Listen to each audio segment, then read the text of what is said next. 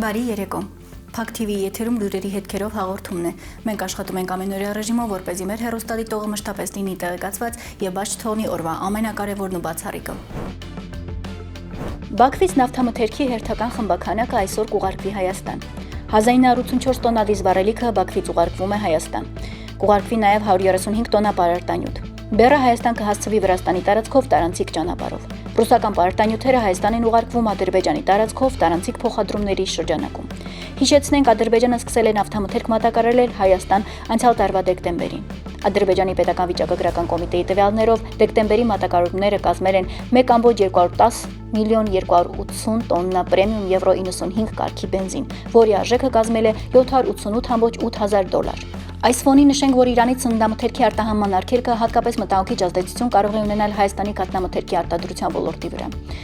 Այդ մասին Սպուտնիկ Արմենիայի զրույցում հայտնել է գյուղատնտես Հարություն Մնացականյանը։ Նշենք, ռազմական գործողությունների սրացման ֆոնին Իրանը մարտի 3-ից արգելեց սննդամթերքի եւ գյուղատնտեսական ամբողջ արտադրանքի արտահանումը։ Որոշման նպատակը երկրի ներքին պահանջարկը բավարարելն է եւ պատերազմական իրավիճակում պարենային անվտանգությունն ապահովելը։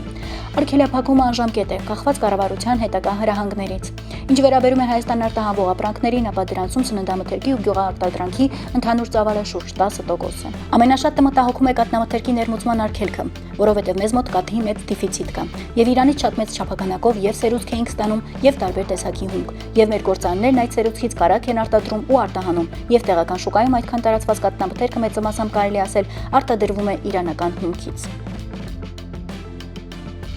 25-ամյա մի երիտասարդ Երևան-Սևան ավտոճանապարհին կից տարբեր տեղերում իրացման նպատակով տեղադրել է առանձնապես խոշոր չափի թմրամիջոց։ Քրեական ոստիկանները համագործակցելով բարեկների հետ Սևան-Երևան ճանապարհին 1 կիլոգրամ մարիխուանա տեղադրելու պահին ձերբակալել են 25-ամյա երիտասարդին եւ իր վարած Opel Magnish-ի մեքենայով հանդերձ տեղափոխել համայնքային ոստիկանության Արաբգիրի բաժին։ Հայտնաբերվել է մարիխուանայով լցված 17 փաթեթ, որոնց ընդհանուր քաշը մոտ 17 կիլոգրամ էր։ Երիտասարդը կալանավորվել եւ տեղափոխվել է քրեակատարողական հիմնարկ։ Նախաքննությամբ հանգամանքները պարզվում են։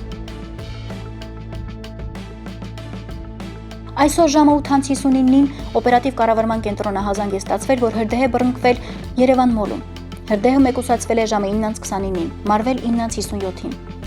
Նշենք նաև, որ այսօր մարտի 5-ին պայթյուն եւ փլուզում է տեղի ունեցել Երևանում։ Օպերատիվ կառավարման կենտրոնը հազանգ է ստացվել, որ Ջրվեժում Մայակ թաղամասի հասցեում գտնվող ավտոտնակներից մեկում պայթյուն փլուզում է տեղի ունեցել եւ որ տուժած կա։ Պայթյուն փլուզման հետևանքով վնասվել են ավտոտնակի հարևանությամբ գտնվող մեկ այլ ավտոտնակում կայանված Մագնիշի մեքենաները եւ դրսում կայանված մեքենաները, ինչպես նաեւ հարևանությամբ գտնվող բարձրահարկ շենքերի բնակարանների մի քանի պատուհանների ապակիներ։ Քննչական խումբը մեկնել է դեպքի վայր։ Տեղում պարզվել է, որ պայթյունի վայրը գազաֆիկացված չէ։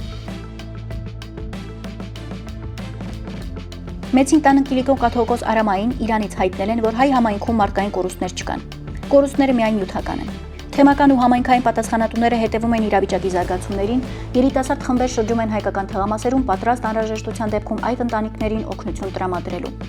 Արամ վեհափառը նաև կապի մեջ է եղել Արաբական Միացյալ Էմիրությունների Կատարի հայոց թեմի առաջնորդի տեր Մեսրոպ arczepiskopos Սարգսյանի հետ։ Սրբազան հայրը որոշ տեղեկություններ է փոխանցել հայրապետին այդ շրջաներում հայ համայնքների վիճակի մասին։ Մեսրոպ arczepiskopos-ը վստահեցրել է, այնտեղ մարդկային կորուստներ ու նյութական վնասներ չկան։ Նշենք, Իրանը ողջ գիշեր հարձակումների է ենթարկվել։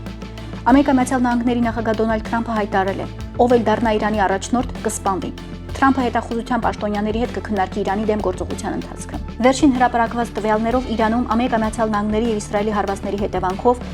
կան առնվազն 1045 զոհեր։ Վիրավորները ավելի քան 5000-ն են։ Զոհերի թվում կան քաղաքացիական անձինք, զինվորականներ եւ երեխաներ։ Թիվը կարող է դեռ աճել, որովհետեւ շարունակվում են որոնողափրկարարական աշխատանքները եւ որոշ զոհերի տվյալներ դեռ ճշտվում են։ Հայաստանի սահմանից ընդամենը մետրեր այն կողմ Ադրբեջանը կառուցել է հատուկ թաքստոցներ։ Այս մասին է հազանգել է Միասնության թևեր քաղաքական նախաձեռնության ղեկավար Արման Թաթոյանը, նշելով, որ դրանք մինչև 2025 թվականի հուլիսի 31-ը գոյություն չեն ունեցել։ Խոսքը Գեղարքունիքի ուղղությամբ սահմանների մասին է։ Մինչև օգոստոսի 19-ը ադրբեջանցիները կատարել են շատ խոշոր ամրաշինական աշխատանքներ, այսինքն հատուկ թաքստոսներ են տեղադրել, որոնք կարող են օգտագործվել ռազմական մեքենաների, տանկերի համար։ Սա նրանց ճանապարհն եւ ճանապարհի անմիջական հարևանությամբ այս թաքստոսներն են։ Ենթադրվում է, որ այս հատվածը մեքենաների համար կարող է օգտագործվել։ Ակնհայտ է, որ այս նախապատրաստությունները, որ արել են ադրբեջանցիները, կարող են նաեւ ակնհայտորեն օգտագործվել հարձակողական նպատակներով։ Սրանք ուղիղ վերահսկողության տակ են պահում մեր գյուղերը։ Այս առաջ խաղացումները ամրաշինական ինժեներական աշխատանքները ոչ միայն Վարդենոսում եւ Գեղարքունիքի մարզում են, այլև Վայոց ձորում, մասնավորապես Ջերմուկի տարածքում։ Բացի այդ եւս երկու դիրք Ջերմուկի հարևանությամբ, որոնք ընդամենը սահմանից մետրեր այն կողմ են, բայց միևնույն է այս դիրքերը ունեն մեծ համար անվտանգության լրջագույն սպառնալիքներ ու ռիսկեր։ Թաթոյանը հազանգում է, տրամաբանորեն ակնհայտ է դառնում, որ սա կոնկրետ նպատակներ է հետապնդում նախապատրաստվելու համար, օրինակ հնարավոր գործողությունների, եթե ինչ-որ իրավիճակ թույլ տա։ Ավելի վաղ Թաթոյանը հազանգել էր, Հայաստանի Հանրապետության տարածք նոր ներխուժումներ են եղել, որը հայաստանյան իշխանությունները թաքցրել են հանրությունից։ Այսօրն է ծնվել Հայաստանի ազգային հերոս Սպարապետ Վազգեն Սարգսյանը։ Նա այն սերնդից էր, որի վրա դրվեց հայրենիքի պաշտպանության եւ պետականության կերտման ծանր, բայց պատվավոր պատասխանատվությունը։ Վազգեն Սարգսյանը դարձավ հայ ժողովրդի ինքնապաշտպանության եւ կազմակերպված պայքարի գլխավոր առաջնորդներից մեկը։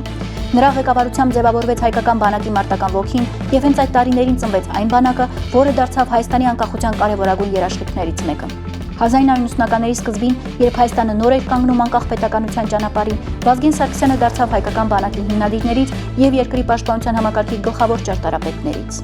Վազգեն Սարգսյանը ակտիվորեն ներգրավեց ազգային շարժման եւ ինքնապաշտպանական ջոկատների կազմակերպման գործում։ Երբ նշանակվեց Հայաստանի պաշտպանության նախարար, մեծ դեր ունեցավ նորաստեղծ պետության պաշտպանական համակարգի ձևավորման գործում։ Ցավալիորեն հայ ժողովրդի համար անփոխարինելի այս առաջնորդի կյանքը ողբերգականորեն ընդհատվեց հոկտեմբերի 27-ի ոչռագործության ժամանակ։ Սակայն նրա գաղափարները, նրա խոսքը եւ նրա կերպարը մնացին որպես հայրենասիրության ուժի եւ պետական մտածողության օրինակ։ Այսօր նրա ծննդյան օրը մենք կրկին հիշում ենք Սպարապետին, մարդու, ով իր կյանքը նվիրեց հայրենիքին, մարդու, ով հավատում էր հայ զինվորի ուժին, մարդու, որի անունը մնաց հայկական հաղթանակների պատմության մեջ։